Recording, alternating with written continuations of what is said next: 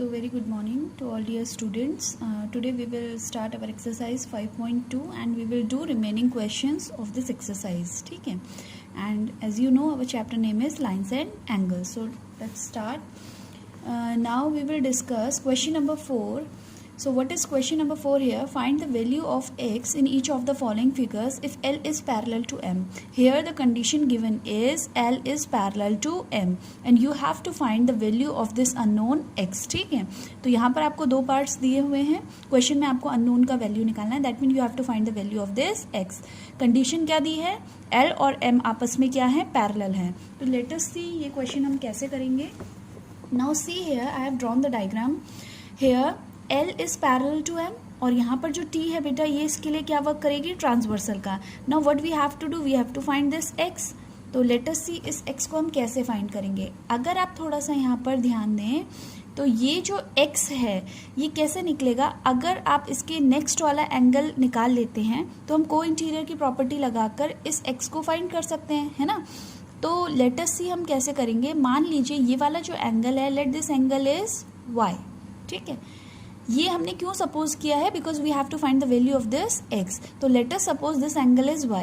तो अब आपको क्लियर यहाँ से दिखाई दे रहा है कि जब दो लाइंस आपकी इंटरसेक्ट करती हैं तो वर्टिकली अपोजिट एंगल आपस में क्या होते हैं? इक्वल होते हैं. तो if this is 110 then this angle will be also 110 degree. So here I can write कि जो एंगल y है उसका वैल्यू कितना होगा? 110. क्लियर. तो first of all I will write here given क्या है आपके पास कि L जो है M के पैरेलल है, T आपका क्या है? ट्रांसवर्सल है. ठीक है, तो if T is transversal and L is parallel to M, so let angle opposite to 110 degree is y. ठीक है, तो ये क्या इंप्लाई करेगा कि जो एंगल y है उसका वैल्यू भी कितना हो जाएगा? 110 डिग्री. क्यों होगा? Here you have to mention the reason, that is vertically opposite angles. ठीक है, y को हम इसलिए लेके आए बिकॉज हमारी नीड है. क्योंकि x कैसे निकलेगा? इसी की हेल्प से निकलेगा. क्योंकि डायरेक्ट कोई रिलेशन नहीं लग रहा है, कोई एंगल नहीं बन रहा है जो कि ट्रांसवर्सल के थ्रू बनाया जाता है. ओके, अब आप अगर ध्यान से देखें तो T अगर आपकी ट्रांसवर्सल है तो x और y क्या हो रहे हैं? को इंटीरियर एंगल बन रहे हैं same side of the transversal. This is your transversal and these are the angles which are on the same side of the transversal. So that mean x और y दोनों का जो सम है ये कितना आना चाहिए? 180 degree. So here I can write also angle x plus angle y must be equals to 180 degree. Why? Co-interior angles, या आप कह सकते हैं angles made by the transversal on the same side. So co-interior angles, that's why we can say that कि x plus y को कितना होना चाहिए? 180. Now put the value x as it is. y आपने 110 निकाला है, अभी यहाँ पर आपने शो किया था 110 इज इक्वल्स टू 180 डिग्री. तो यहाँ से सिंपल है बेटा, x का जो वैल्यू है वो कितना आ जाएगा? 180 minus 110 that is 70 degree. So what is the value of this unknown here? The value of this unknown is x equals to 70 degree. Alright, so this is the simple question of your exercise 5.2. Now we will discuss the another point of this exercise of this question. Here यहाँ पर देखिए diagram मैंने बना दिया है. यहाँ पर भी देखो कंडीशन क्या है कि जो L है वो किसके पैरेलल है? M के. Again you have to find the value of this unknown.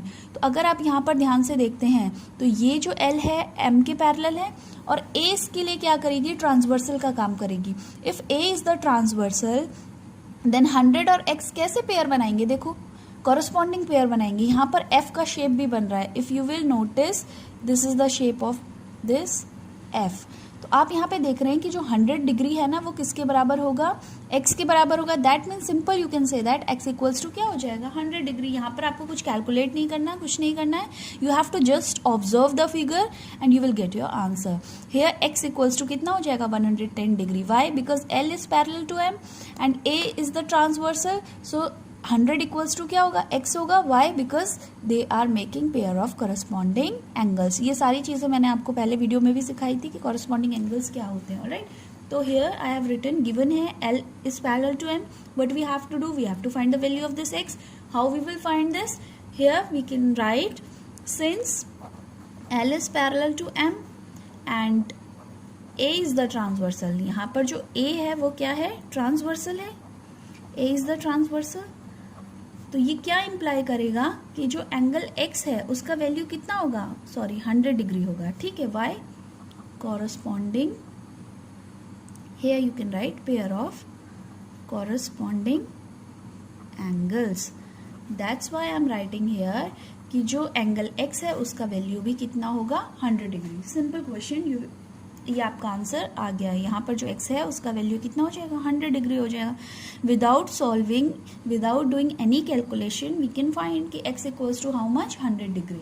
Alright, now we will proceed to our next question, that is question number 5। Question number 5 पे हम प्रोसीड करते हैं now see our question number 5 is in the given figure the arms of two angles are parallel.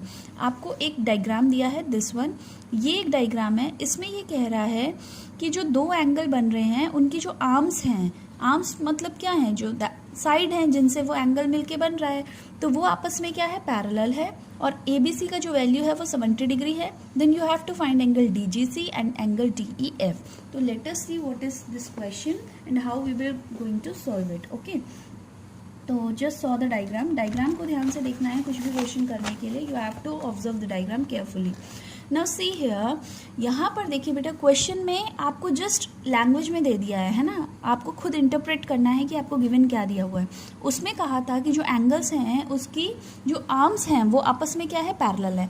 If you will see this angle 70 degree, तो इसकी arms कौन कौन है, एक आर्म्स कौन है, AB है, this is the arms of this angle, और दूसरी आर्म क्या होगी, BC, है ना। इसी तरह ये वाला जो एंगल है इसकी एक आर्म कौन है, ED, और दूसरी आर्म कौन होगी, EF, ठीक है। तो अब जो एंगल्स हैं उनकी आर्म्स क्या है, पैरेलल है। तो here given is this AB is parallel to this ED, also this BC line is parallel to this EF, this is your given। okay, so I have written here the same।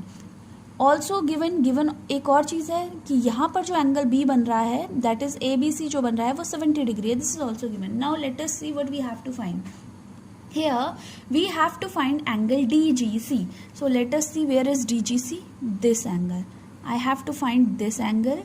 And another one is DEF. Let us check where is DEF. DEF. So this one. This angle also I have to find here. ठीक है. So let's see how we will find it. Again see here.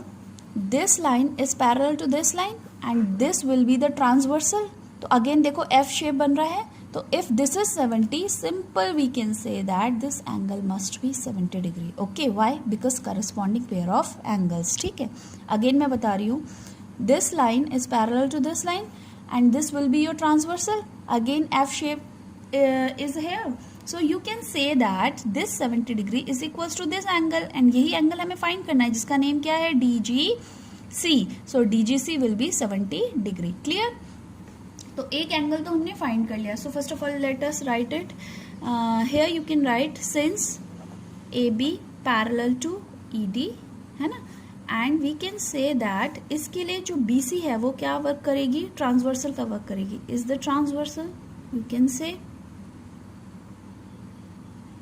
तो ये क्या imply करेगा कि जो angle DGC है वो किसके बराबर होगा, एंगल ABC के, और एंगल ABC आपको कितना दिया है, 70 डिग्री दिया है। तो यहाँ से आपका फर्स्ट पार्ट हो गया, जो DGC है उसका वैल्यू कितना आ गया, 70 degree. Now we have to find the another angle that is E, और you can say that DEF। तो let us check how we will find this. अब now see here again, see this line is parallel to this line, मैं नहीं कह रही हूँ, question में given है। Alright, now we will take this as a transversal.